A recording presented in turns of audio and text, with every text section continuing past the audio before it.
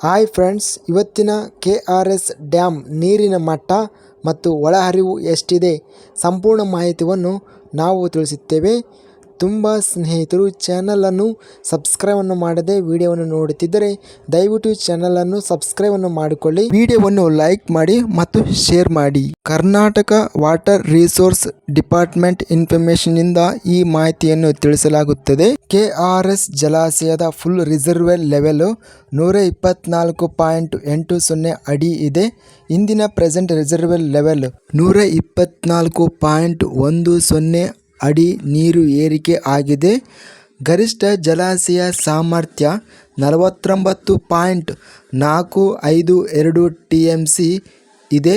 ಇಂದು ಜಲಾಶಯ ಸಾಮರ್ಥ್ಯ 48.475 TMC ನೀರು ಏರಿಕೆ ಕಂಡಿದೆ.